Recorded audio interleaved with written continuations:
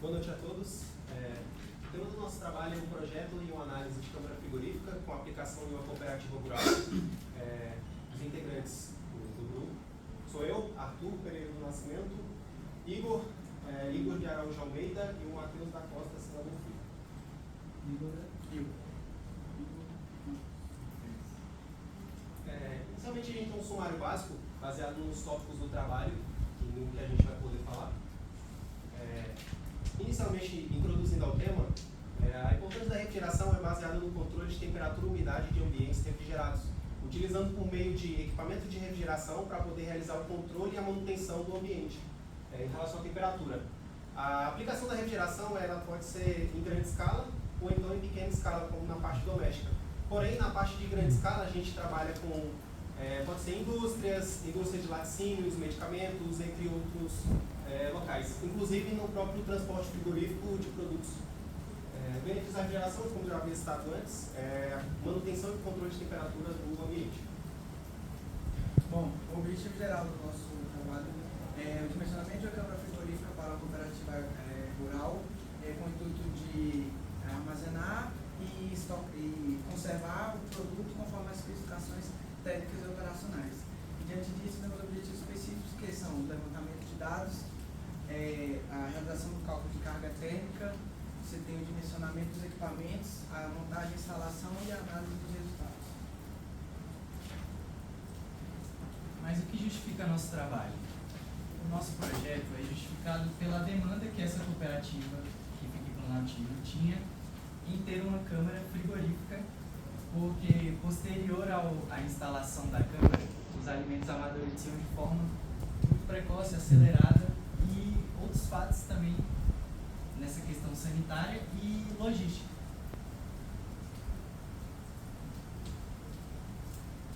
Aqui estão algumas obras sobre o tema. Aqui são todas são dimensionamento de câmara e análise de câmara semelhantes ao nosso projeto. O primeiro trabalho é um mestrado e os outros dois são um trabalho de conclusão de curso. Seguindo como base a estrutura analítica de projeto, para a determinação de por onde o trabalho, por onde o projeto pode caminhar, foi dividido em 6 tópicos. Inicialmente com a necessidade ou a problemática do local, posteriormente com a coleta de dados em loco, para a determinação de alguns aspectos iniciais, posteriormente com um cálculo de carga térmica por ambos os métodos, sendo pelo método analítico ou computacional, o layout da câmara fria, o local onde vai ficar, como vai ficar, quais são as dimensões, quantidade de equipamento, de painéis isotérmicos, entre outros aspectos. Em relação à seleção de equipamentos, tem a seleção da unidade evaporadora e condensador e os outros equipamentos que são responsáveis pelo ciclo e pelo funcionamento e operação do sistema. E por fim, a comparação do método realizado por meio do coeficiente de performance entre os dois métodos que a gente utiliza. Inicialmente, a cooperativa fica em Planaltina DF, é uma cooperativa chamada Cooperar. Lá no galpão tem bastante espaço, sendo assim a gente dimensionou uma câmara com essas dimensões, 6x6 por 3x10. O produto armazenado com base no cliente são frutas, verduras e legumes, e a temperatura interna é justificada pela Anvisa, que no caso é uma normativa que assegura a temperatura interna do ambiente e coloca os parâmetros para isso. A temperatura externa foi realizado o boletim meteorológico de águas emendadas, que fica em Planaltina DF, para determinação de temperatura de condensação e operação do sistema. A movimentação diária e a capacidade total da câmara é baseada no que o cliente consegue armazenar. A capacidade total é baseada no qual é a capacidade máxima que a câmara consegue armazenar com base no armazenamento em caixas. Bom, após a avaliação dos parâmetros iniciais, devemos fazer o cálculo da carga térmica, que tanto para o método analítico quanto para o método computacional, os parâmetros iniciais são de extrema importância a serem inseridos corretamente.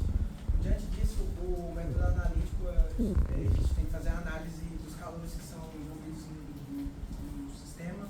Chegou-se nos 6 calores, que é o calor das paredes, o calor do produto, o calor devido aos motores elétricos, o calor de vibração do ar, o de ocupação e o devido à iluminação.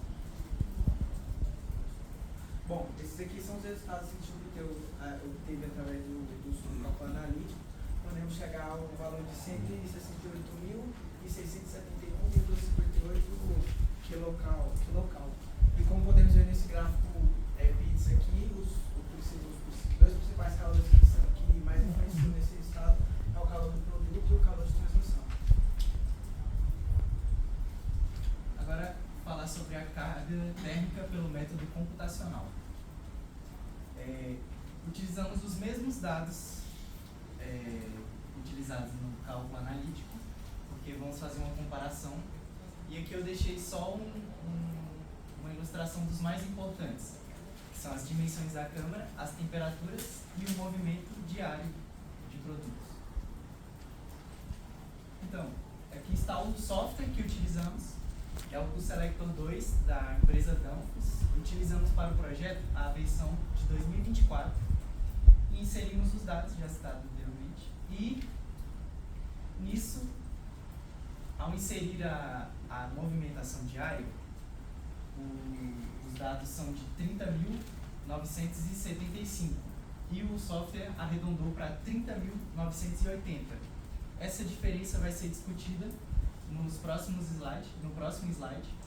E concluindo aqui está um print do software.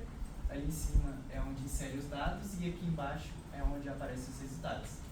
E esse método deu 9.723,2 kcal. Bom, comparando os dois métodos, obtivemos uma diferença de 4,3 entre os dois valores, o método analítico e o método computacional. E o porquê dessa diferença? Sendo que o método computacional também se utiliza da teoria do método analítico. Chegamos à conclusão de que o software ele utiliza o arredondamento ali para poder gerar o valor, e um fator que também foi importante é o coeficiente de transferência de calor, que ele utiliza um valor global genérico, o coeficiente de calor global, que utiliza um valor genérico, e a gente utilizou o do EPS fornecido pela própria fabricante.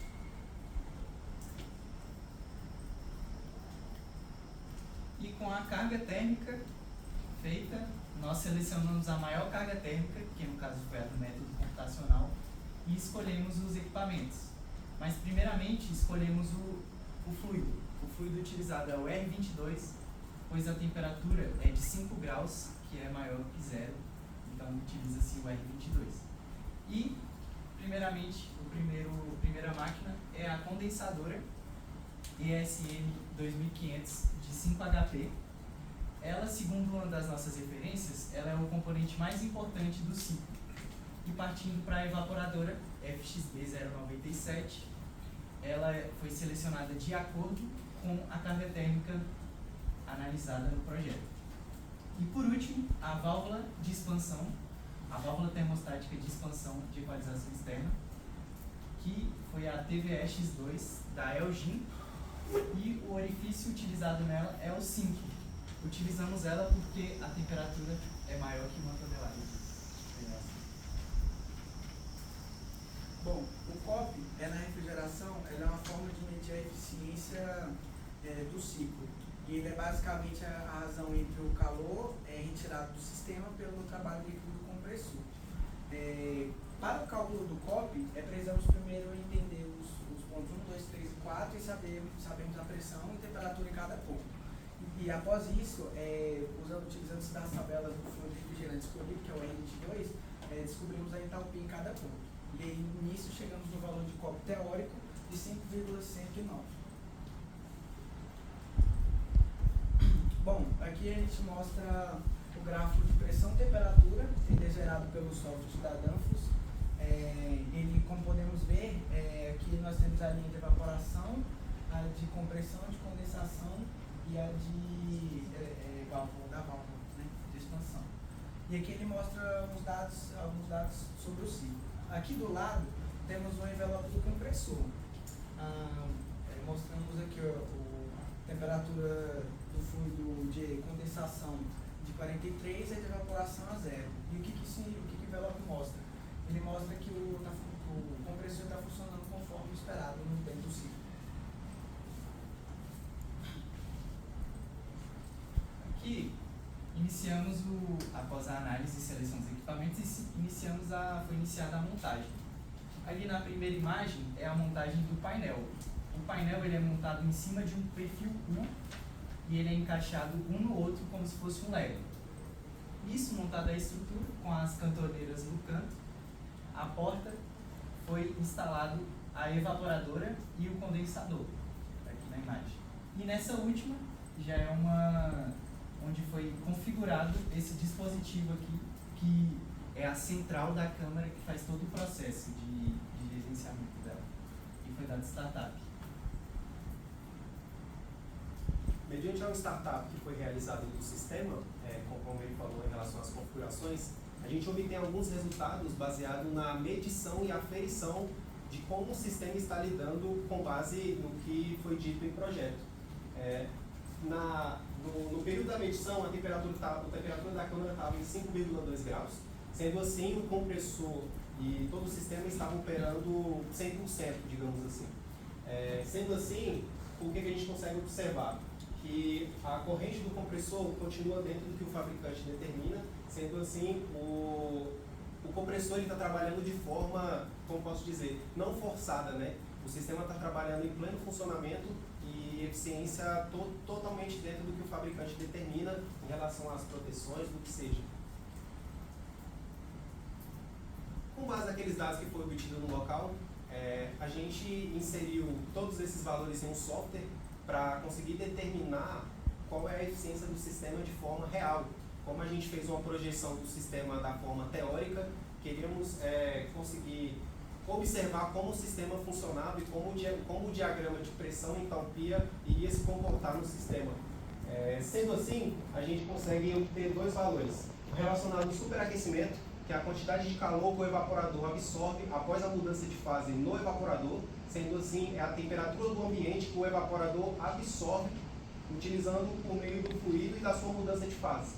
E o subresfriamento, que na verdade é a rejeição do calor pela condensadora após a mudança de fase do fluido também. E com base nisso, o coeficiente de performance prático obteve um valor inferior ao teórico, sendo um valor de 2,96. Bem diferente do que havia dito em projeto, mas dentro da eficiência do ciclo ok.